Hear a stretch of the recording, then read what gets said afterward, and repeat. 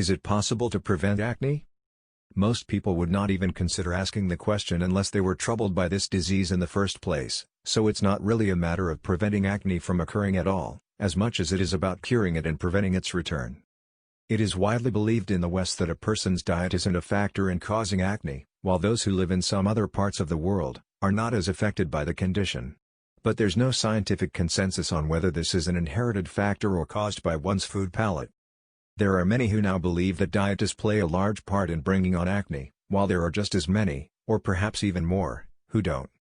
The trouble is that if you were not affected by it, you would not be motivated to modify your diet to resemble that of non-Western cultures. What we do know is that acne isn't caused by dirt. It's caused when the oil in our body isn't metabolized efficiently and dead skin cells become sticky and block the pores of the skin. Bacteria then enters into the pores and causes infection and inflammation.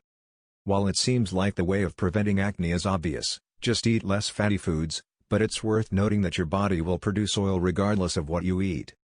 Good hygiene helps control acne, yet it's not caused by dirt, but by bacteria normally present on the skin. Therefore, it seems that we should try to prevent acne by using several different methods at one time. Zinc gluconate and some antibiotics administered orally are both effective in treating the inflammation of acne, while insulin is also reported to have worked in the same way. No big studies have been done on the latter though, so proceed cautiously with this one.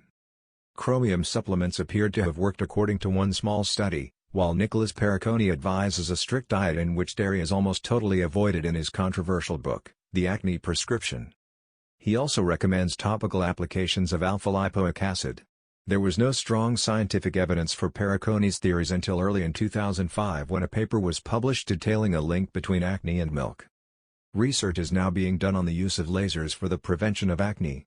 Lasers have been used to treat the scars left by really bad acne, but it is now realized that the follicle sac from which the hair grows, as well as the sebaceous gland that produces oil, can be burned away by the use of lasers.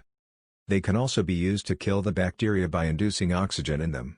But no one has yet come up with a solution to the possible damage that the skin might suffer during these operations, so this option is a long way off. Thanks for watching the video. If you liked it, be sure to leave a like and subscribe for more videos like this.